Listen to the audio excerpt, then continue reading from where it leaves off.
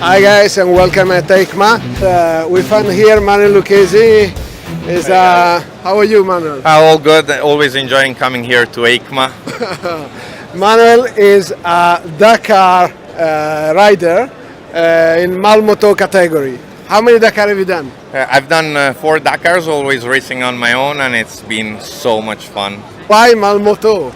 Because I think it's the real essence of Dakar. It's, you go to Dakar not only for the racing aspect, but for the adventure. And it's such a big adventure when you race on your own and you have to rely only on yourself and on your skills, both physically, technically on the bike, and mechanically. Okay, how practically is organized Malmoto? It's you, the bike? So it's sort of pretty simple because you have only a box of spare parts and a gear bag, so you can't bring much with you. And every night you have to spend like 2-3 hours working and servicing the bike. So the funny thing is that most riders in maybe long stages at Dakar, they'll think, I'm finally at the bivouac, and they're happy because they can chill out. Every time I have the opposite feeling. So when I'm in the liaison going to the bivouac, I'm like, no, I need to start work. I prefer that the stage lasts all day. And you have to prepare everything because what you have there is exactly what you can lose. That's it.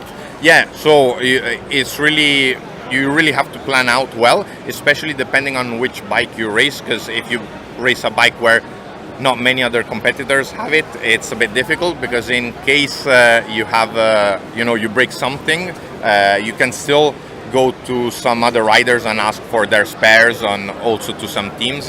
So you have the possibility, if you break something, you don't have to find it there, but you're never sure if you're gonna find it, because even other riders can have problems and they might not sell you that part you need.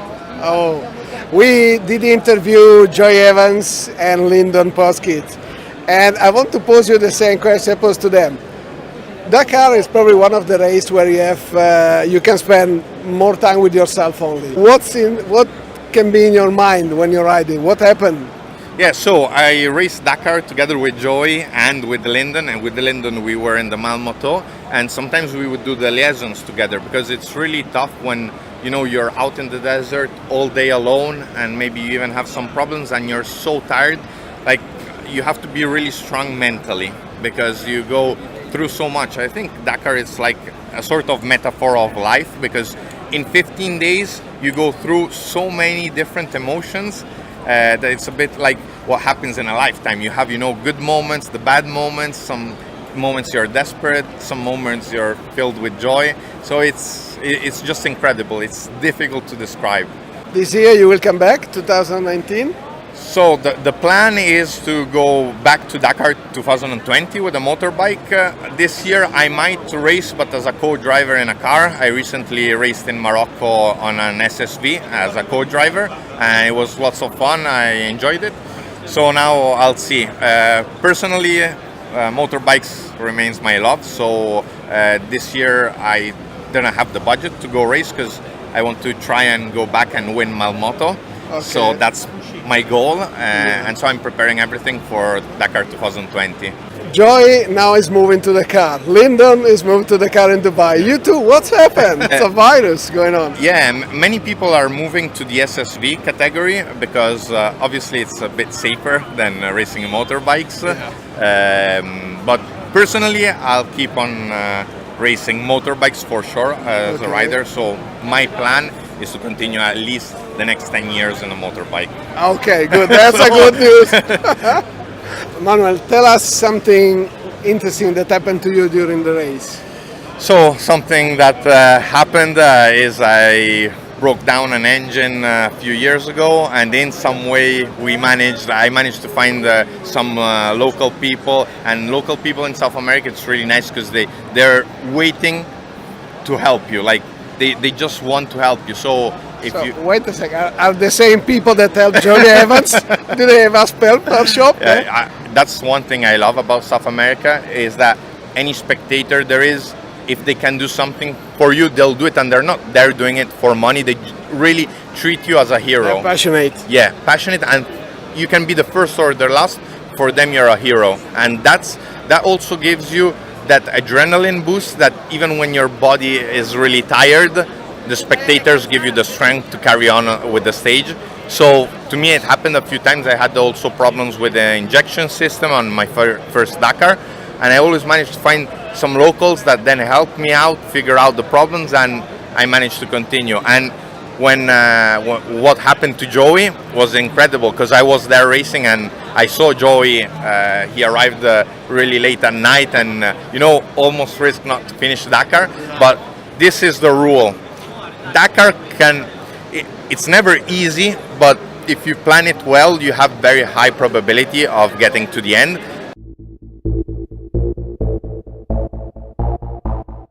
The first rule you have to remember is never press the red button, because on our Erie track we have a red button. When you press it, you're calling organization and you're telling them you're out, come pick me up. Okay. So even if night is coming, just think you have until the morning after to get to the bivouac. And that's something that sometimes riders forget, and that's why they don't finish Dakar. Never press the red button. You have to keep on looking for a solution until it's the organization that stops you. Then you've done anything you could possibly do and you won't have any regrets. You said something interesting. If you plan well, you can have a chance to win the Dakar. It's really so easy, the Dakar?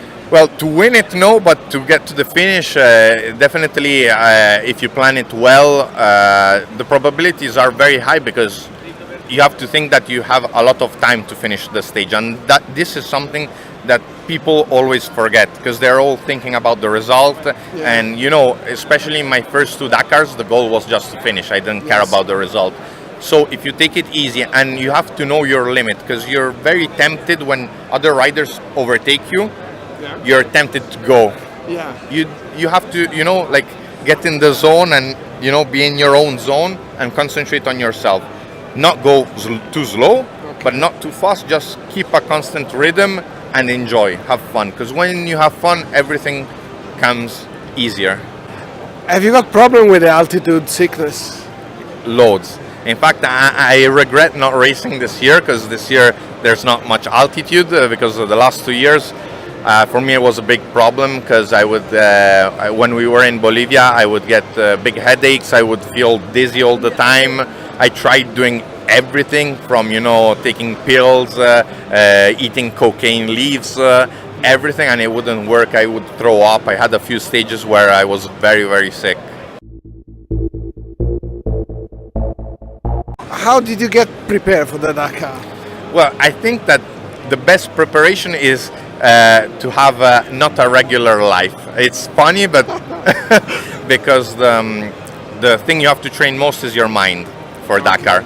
You have to be fit physically, but the first thing is your mind, because I've seen, super fit guys not finishing and getting exhausted, but because their mind left them. So yes. The thing is, for example, with I travel a lot, I go to races and everything, and I do all on my own. So sometimes I'll drive, 1,000 kilometers all night, and stuff like that. It's actually a good training, not to have a good rhythm. Okay. For example, I don't have a good sleep rhythm. I will go to bed one night at 4 a.m.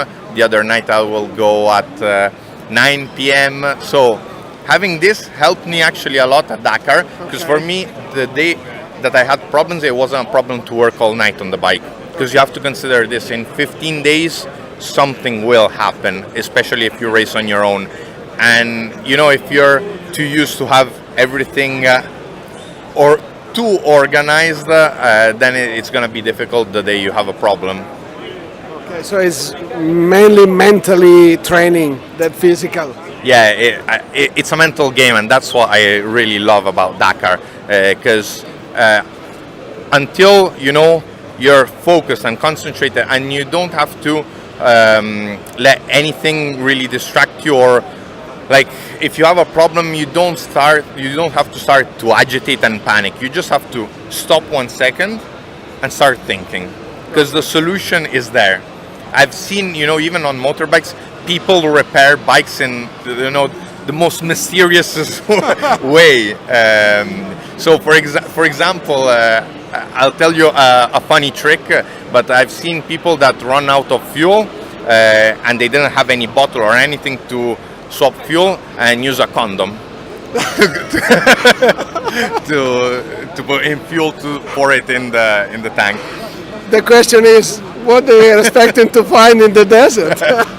Yeah, and the other thing that I had lots of fun with Lyndon, because we raced together in Malmoto, and we managed, every time we always told ourselves, we just need zip ties, fence wire, and tape, and you can fix almost anything. Because last Dakar, he helped me. I was there at the bivouac, and I broke the subframe of my bike, 4 stages from the end, so not a small part. And it was a mess to take everything down. So with him, we put zip ties, duct tape, and it kept on going till the end and got me to the finish. Wow. The one incredible thing that Lino told me is all the trip he made around the world, and then he arrived and he made the Dakar in Malmoto. Yeah. So you must be, as you said, mentally prepared, but also a lot crazier. Yeah, and especially with the Lyndon, because we're good friends.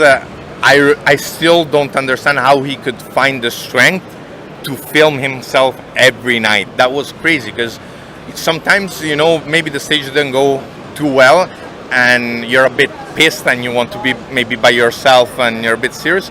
Instead, Lyndon has just a great spirit, because he's always with a smile on his face, and it was nice to hang out together at Dakar and also help each other. We also did many liaisons together, because we would fall asleep. We were so tired that we would, most of the time, sometimes we would stop to have an ice cream together, because we're like, we're gonna fall asleep on the bike.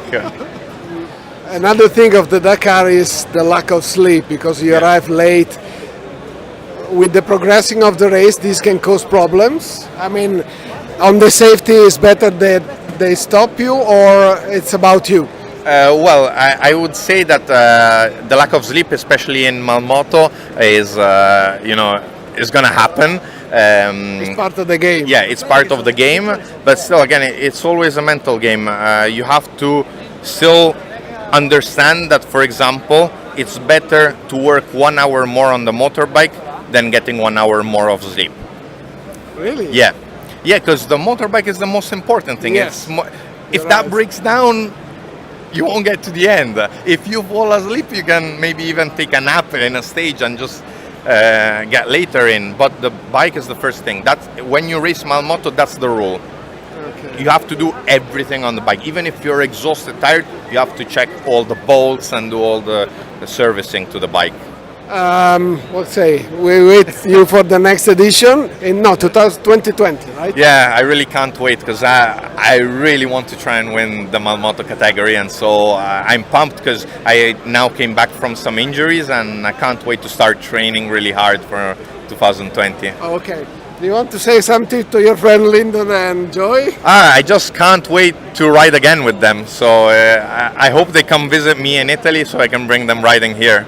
Because Joy said that if the Dakar will move to South Africa, maybe he will compete again. Otherwise, so can we do something to do it? I think that it's just a matter of time. Because, then you start thinking after a while and you start missing Dakar. So, and it doesn't depend in which country it's raced in, it's just the atmosphere. There's, in the bivouac, it's something, if anyone gets even to experience to go and watch the Dakar, they can understand me. It's something magic, you can't explain.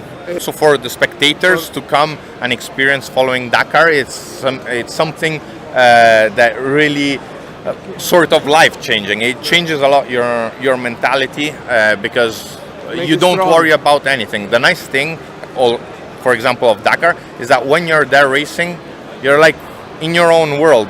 You only worry about your bike, and the day after that you'll be out in the dunes.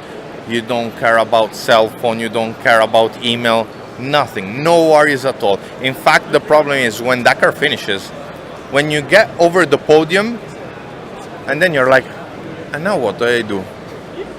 Like, you're lost. Yeah, it's just incredible. Also, all the adrenaline goes down. And for example, for 1 week, I hardly do anything apart sleeping and eating.